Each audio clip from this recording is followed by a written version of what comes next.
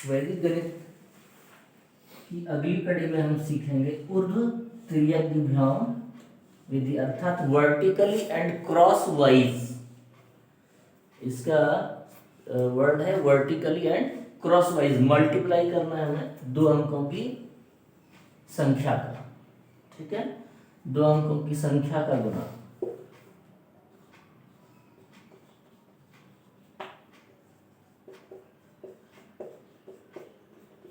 तो मैंने यहाँ कुछ नंबर्स लिया है, उसे देख लेंगे, लेकिन इससे पहले मैं दो अलग अलग नंबर ले लेता हूं और इसको एज पर इसके जो टेक्निक्स है, मीन्स सिंबॉलिक साइन, अर्थात इसे सूत्र कह सकते हैं आप, उसके अकॉर्डिंग इसको अरेंज करके चेक कर लेते हैं इसका क्या पैटर्न बनता है। तो फर्स्ट पैटर्न हमारा कहता है कि इसको इससे मल्टीप्लाई कर दीजिए। तो पहला पैटर्न हो गया बी गुने डी, पहला स्टेप। सेकेंड स्टेप हो जाएगा ए गुने डी प्लस बी गुने सी, ये हमारा सेकेंड स्टेप है, ठीक है।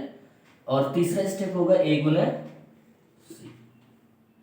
अब इसको अरेंज करने का क्या कंडीशन है, तो बी गुने डी में अगर मेरे पास रिजल्ट आता है एक डिजिट में तो डायरेक्ट यहां ले लेना है, और अगर दो डिजिट में आता है, दो संख्या आता है, तो लास्ट वाला नंबर यहां लेंगे और पहला जो होगा वो अगले में कैरी हो जाए, कैरी फॉरवर्ड आगे बढ़ जाएगा और इसके रिजल्ट के साथ प्लस हो जाएगा। क्या हो जाएगा? प्लस।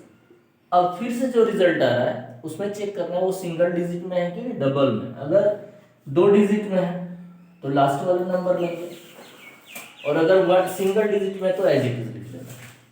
फिर जो बचता है उसे हम आगे कैरी कर लेंगे, और लास्ट वाला जो नंबर आता है मल्टीप्लाई के साथ, उसके साथ इसको ऐड कर देंगे, और फिर जो रिजल्ट आता है अगर वो दो डिजिट में आ रहा है फाइनली तो भी दो यहाँ लिख लेना है, और अगर सिंगल डिजिट में आता है तो भी, बिकॉज ये हमारा फाइनल डेस्टिनेशन है, ठीक है।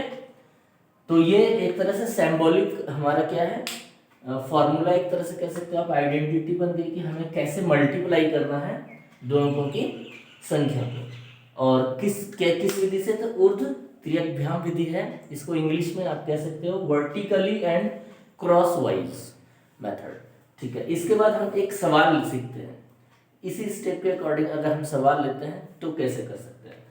जैसे मैं ले लेता हूँ 24 एंड 1 2। अब हम एक सवाल ले रहे हैं 24 एंड 1 2। तो सबसे पहला स्टेप इसमें है जो हमने अभी सीखा था सिंबॉलिकली, लास्ट वाला नंबर ले लेना है 4 2, जो डिजिट है 4 2 जा 8। क्योंकि सिंगल डिजिट में तो डायरेक्ट लिख लेंगे। पहला स्टेप आपका था 8 4 गुने 2, फर्स्ट स्टेप। सेकेंड में आया मेरे पास 2 into 2 and 1 into 4 plus 1। So finally result आता है 2 2 जा 4 और 4 1 जा 4, 4 4 8। अब इसमें तो दो डिजिट तो है नहीं, तो फाइनली सिंगल है तो एज इट इज लिख लेंगे।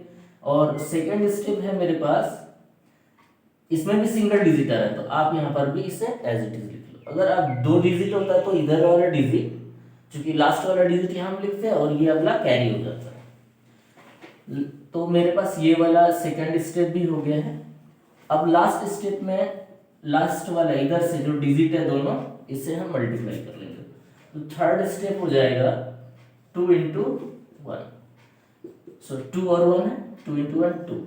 तो मेरे पास जो रिजल्ट आता है वो 2 है, सिंगल डिजिट में, यहाँ से कुछ कैरी नहीं है, सो फाइनली इसको हम यहाँ लिख लेंगे। फाइनली आपका जो रिजल्ट आता है 288, आप चेक कर सकते हैं।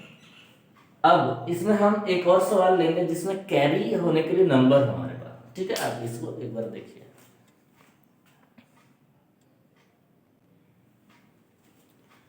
चलिए एक सवाल और लेते हैं। तो मैं ले रहा हूँ 36 एंड 25, ठीक है। सो पहला कैलकुलेशन हमारा क्या था, फर्स्ट स्टेप में इसे मल्टीप्लाई करना था। सो मेरा पास स्टेप है 6 इंटू 5, क्या आ रहा है 30। पहला फर्स्ट स्टेप आपका हो गया। सो लास्ट वाला डिजिट हम यहाँ पर ले लेंगे। तो जो 3 है वो अगले में कैरी हो गया। अगला स्टेप क्या है, तो आपको लेना है 3 इंटू 5 प्लस 2 इंटू 6। इधर से 5 इंटू 3 था, इधर से 2 इंटू 6 है।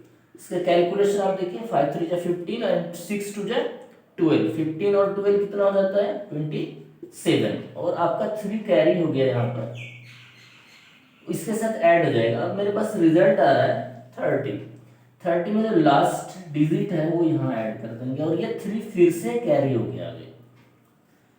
अभी लास्ट वाला हमारे पास स्टेप है, ये हो गया मेरा सेकेंड स्टेप, और अब थर्ड स्टेप में हम चलेंगे। थर्ड स्टेप में है 3 इंटू 2, क्या आता है रिजल्ट 6, और जो कैरी होकर 3 यहाँ पर आया था वो ऐड हो जाएगा, रिजल्ट आ गया 9, तो रिजल्ट है 900।